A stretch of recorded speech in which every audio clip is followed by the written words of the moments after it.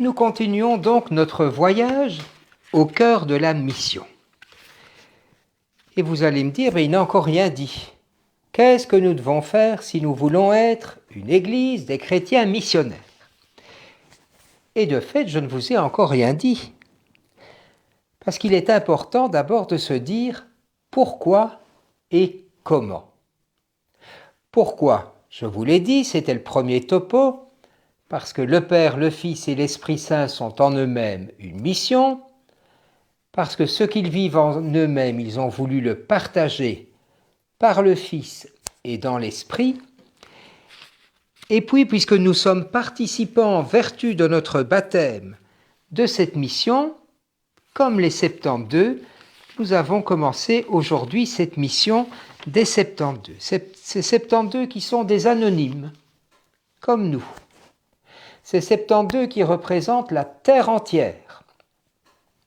Chaque chrétien est appelé à évangéliser, à annoncer la bonne nouvelle. Ce n'est pas un charisme particulier, c'est le fait même, c'est l'essence même de l'Église. Et elle doit annoncer cette bonne nouvelle, elle doit annoncer que la nouvelle est bonne non seulement aux autres chrétiens, mais au monde entier. Tous responsables de tous. Comment? Je vous redis vite. 2 par 2. Si nous ne sommes pas capables de nous aimer à deux, comment voulez-vous qu'ils croient que la nouvelle est bonne? En avant de lui, parce que souvent, ils ne connaissent que nous, qui venons nous plonger dans leur vie sans discours moralisateur. Et puis, la moisson est abondante. Je terminais par ça hier. Il ne s'agit donc pas pour nous de semer, mais bien de moissonner. Parce que le Seigneur a semé partout la bonne nouvelle. Le royaume de Dieu, le règne de Dieu est là au milieu de vous, nous dit-il. Donc non seulement il est dans notre Église, il ne manquerait plus que ça, mais il est partout. Et donc notre rôle, ce n'est plus de l'annoncer partout, il est là, c'est fait, mais d'aller partout moissonner, récolter, cueillir, si vous voulez parler en termes de fleurs, cueillir les fleurs du royaume qui sont déjà là, autour de nous, chez ceux qui ne sont pas de notre Église et qui ne seront peut-être jamais de notre Église. C'est le cas de la toute grosse majorité. Nous émerveiller de ce royaume qui grandit et dire aux gens, comme le ravi de la crèche provençale, que c'est beau, que c'est joli. Continuez. Voilà où nous en étions. La moisson est abondante, mais poursuit Jésus, les ouvriers sont peu nombreux. Priez donc le maître d'envoyer des ouvriers à sa moisson. C'est quand même étonnant. Qui parle de pénurie? Le Seigneur. Et qui appelle? Le Seigneur. Au moment où il dit « il y a trop peu d'ouvriers », il vient d'appeler les 72. Mais pourquoi est-ce qu'il n'en a pas choisi 80 ou 140 ou 2000? Au moment même où il envoie, il dit « la moisson est plus abondante que les ouvriers ». Tout d'abord, ça nous dit que la moisson est abondante. Monsieur de la Palisse en aurait dit autant. Que les merveilles de Dieu, il y en a partout. Et cette pandémie nous a appris à regarder tout ce qui n'allait pas. À dire c'est la pandémie, ça veut dire épidémie, panne partout, toute la terre est marquée par cette épidémie. Oui, mais on pourrait dire qu'il y a une pandémie de belles choses aussi. La moisson est abondante. Mais les ouvriers sont peu nombreux. La prière pour les vocations, mais pas uniquement de prêtres, de religieuses, de consacrés, mais de tout chrétien. La prière pour les vocations est donc une préoccupation constante. Pas uniquement un dimanche par an, puisqu'il y a tellement de belles choses à récolter, il n'y aura jamais assez de moissonneurs, il n'y aura jamais assez de cueilleurs. Là où nous ne voyons que des herbes folles, Dieu voit déjà la moisson qui se profile à l'horizon. Et c'est pour ça qu'on dit « priez le maître de la moisson ». On ne nous dit pas « priez le maître des labours » ou ni même « priez le maître des semailles », et pourtant c'est lui qui sème. Hein. Mais non, les champs sont déjà blancs pour la moisson, dira saint Jean. Ça veut donc dire que nous entrons aujourd'hui dans la réussite même de Dieu. Vous vous rendez compte? Les champs sont déjà blancs pour la moisson.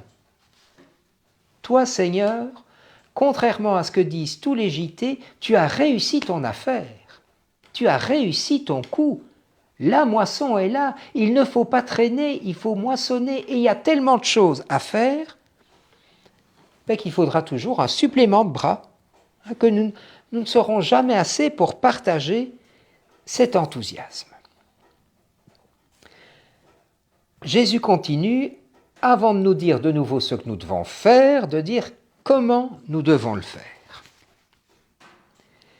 N'ayez avec vous ni bourse, ni sac, ni sandales.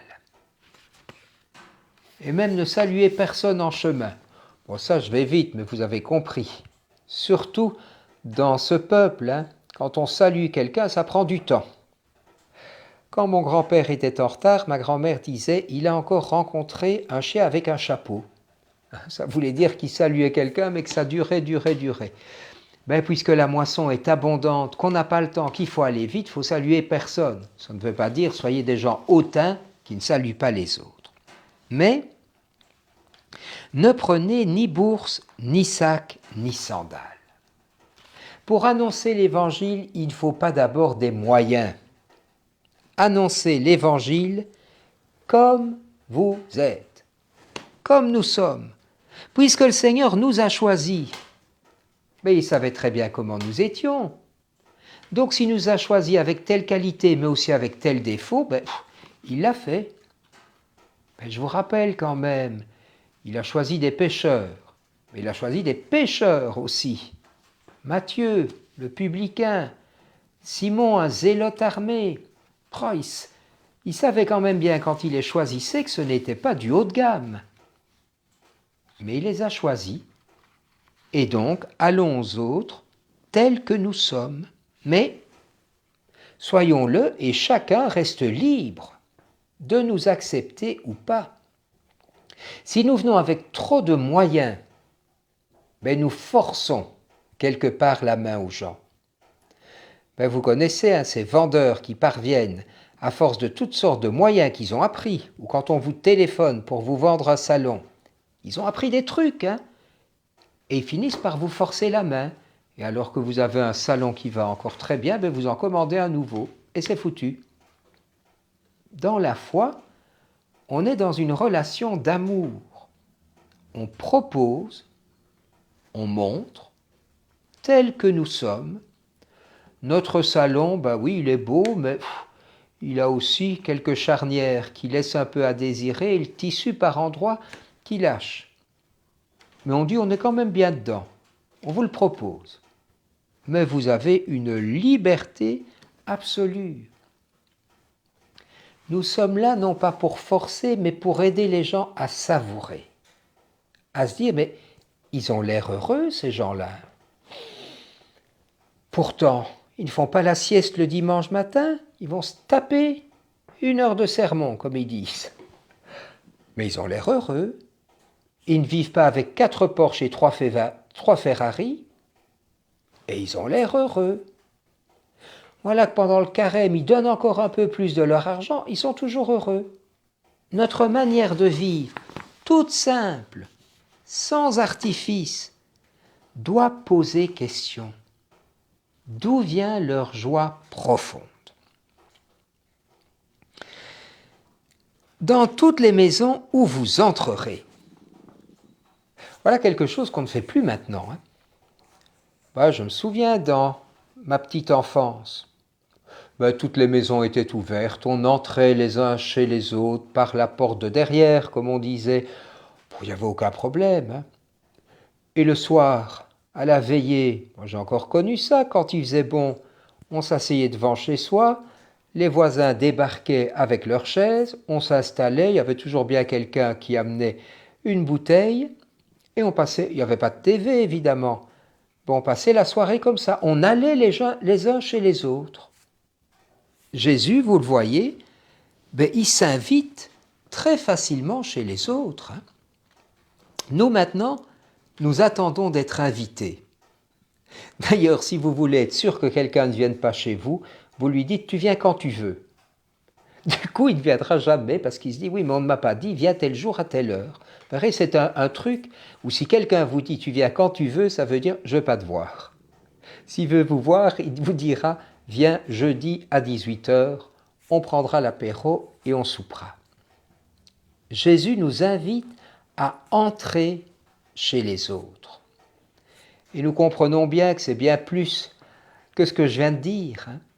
Entrer chez les autres, c'est jouer sur leur terrain, c'est aller en déplacement. Je vous rappelle aussi que quand on écrit cet évangile, les premières églises, ce sont des maisons. On n'a pas d'église, on célèbre l'Eucharistie dans les maisons. La maison, c'est le lieu de la vie. Aller dans la maison des autres, ça veut dire aller voir ce qu'ils vivent.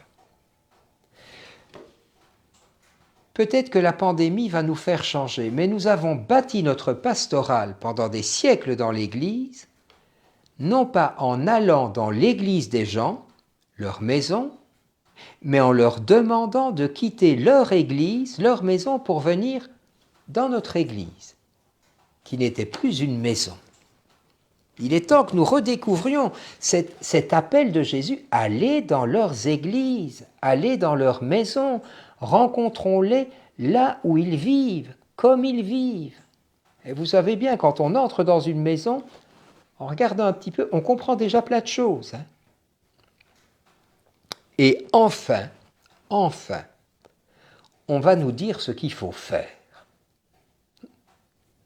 C'est la première mission chrétienne. Dans toute maison où vous entrerez, dit Jésus aux disciples, mais à tous les disciples, à nous, hein, vous dites « paix à cette maison ». C'est tout. Encore aujourd'hui, hein, quand on est invité à bénir une maison, on commence en disant « paix à cette maison et à tous ceux qui l'habitent ». Et il y avait chez moi une petite croix à l'entrée avec ce texte « paix à cette maison et à ceux qui l'habitent ». Pourquoi ? Parce que la paix, shalom en hébreu, salam en arabe, c'est le bien par excellence que Dieu promet à l'humanité. Avec la capitale, Jérusalem, Yerushalem, Yerushalom, la ville de la paix. Le règne de Dieu, aujourd'hui, c'est souhaiter la paix. Non pas la paix, vous le savez bien, avec « foutez-moi la paix », évidemment non. La paix profonde. Souhaiter la paix profonde aux gens, c'est leur dire « mais n'ayez pas peur de nous, soyez bien avec nous. Je viens pas pour vous condamner, je viens pas pour vous juger, je viens là juste pour vous faire un salut. » Et salut, c'est le même verbe que sauver. Si je viens chez vous, c'est pour vous sauver. Sauver de toutes les manières, pour vous saluer, pour vous souhaiter la paix. Voilà la première mission du chrétien, être un messager de la paix, être un artisan de paix. Qu'on trouvait déjà à Bethléem, hein, le jour où Jésus arrive, paix sur la terre aux hommes de bonne volonté. Et qu'est-ce qui se passe quand on proclame la paix? Rappelez-vous, Marie va aller chez Élisabeth.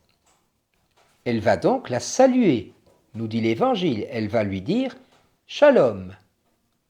Et qu'est-ce que l'Évangile dit? Luc 2, dès qu'Élisabeth eut entendu la salutation de Marie, l'enfant a tressailli au-dedans d'elle. Vous voyez comme c'est fort, hein? Marie n'a rien dit. Elle a juste dit salut, hein, shalom, paix.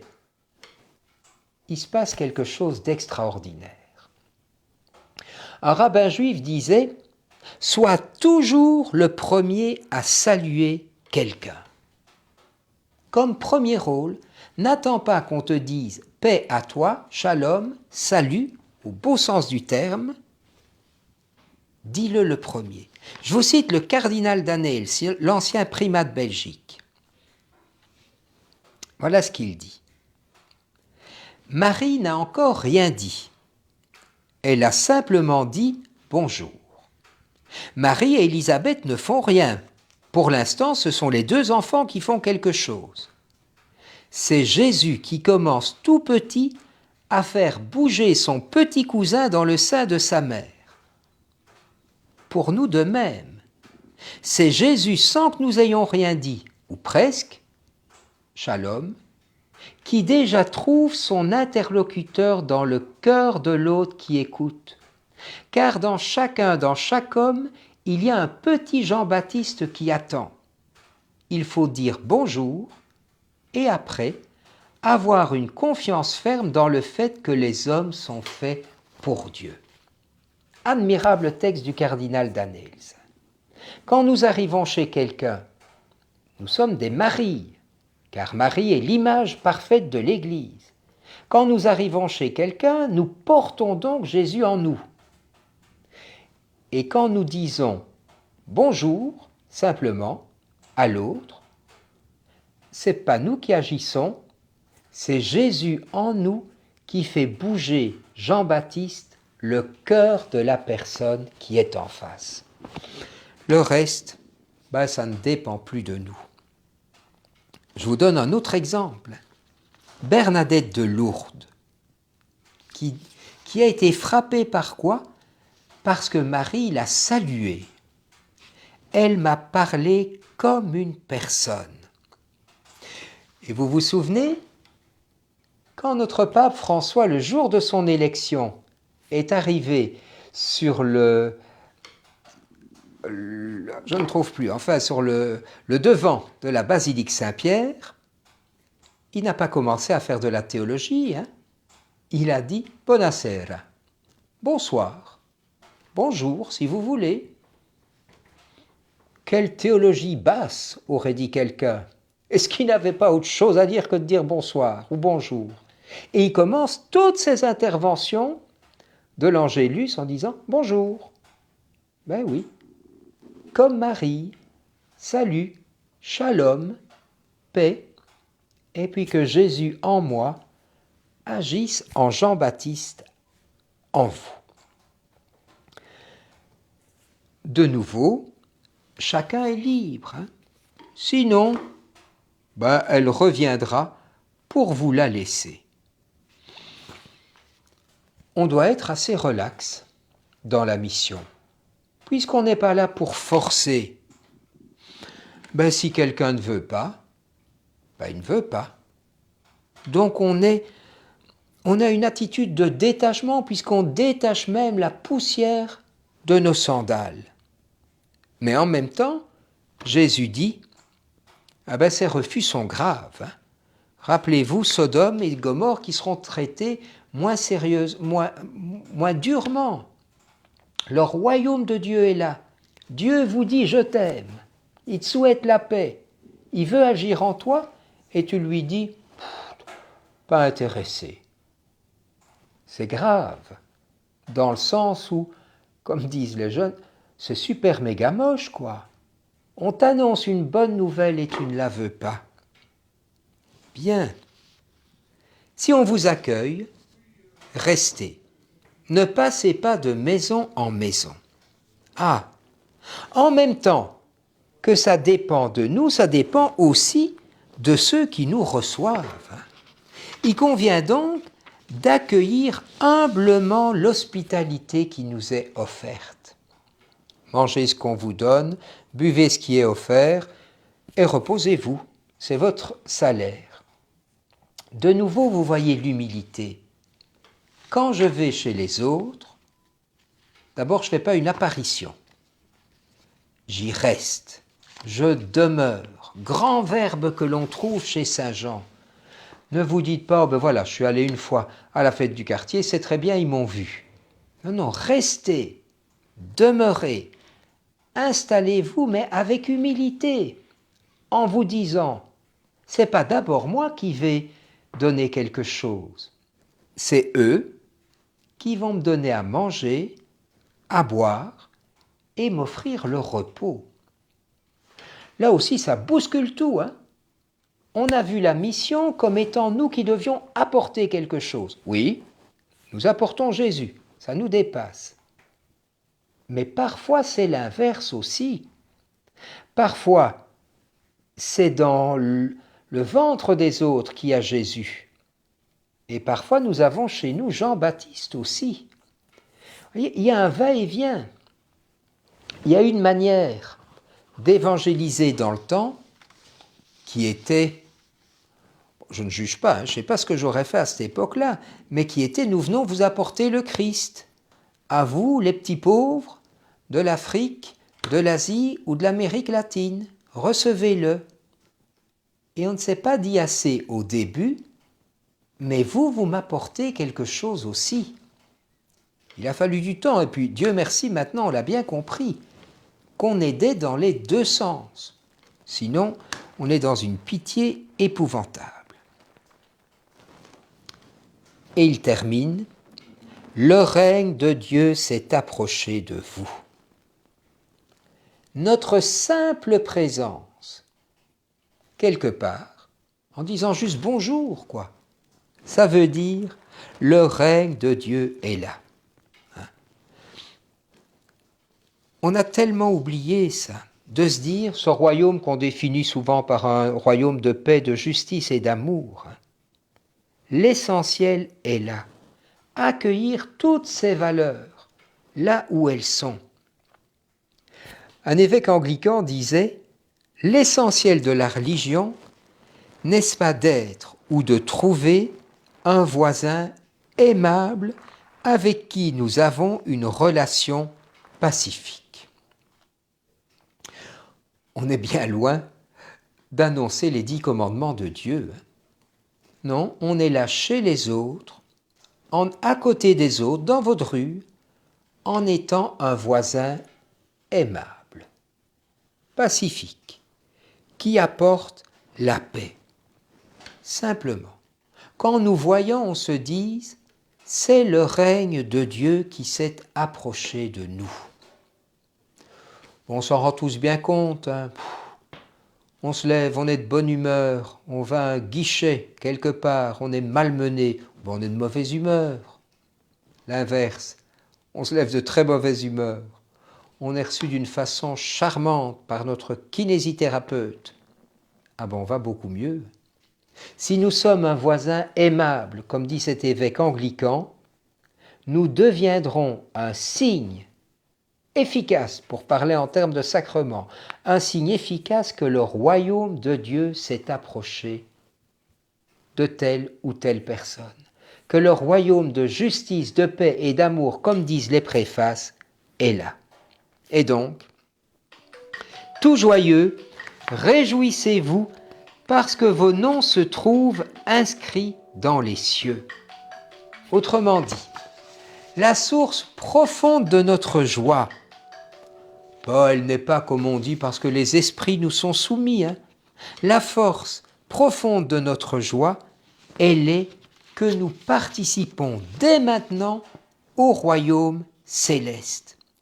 Je pense vraiment que notre monde est à la recherche de marques d'humanité. On l'a bien vu, et on le voit encore bien avec le Covid. Qu'est-ce qui a le plus marqué les gens ? C'est l'humanité. Qu'est-ce qui les a marqués ? Parce qu'elle manquait. Toutes ces personnes dans les maisons de repos qui ont manqué d'humanité, qui ont vécu le fameux syndrome du glissement. Pourtant, elles étaient en bonne santé, hein. Mais voilà, elles n'ont pas eu cette humanité, cette paix, ce bonjour. On termine donc avec cette première mission des chrétiens. Je vous invite donc, oui, il est l'heure. Je vous invite donc à vous dire aujourd'hui, mais comment vais-je être un voisin aimable? Un voisin qui apporte la paix. Un voisin qui dit bonjour, tout simplement. À demain.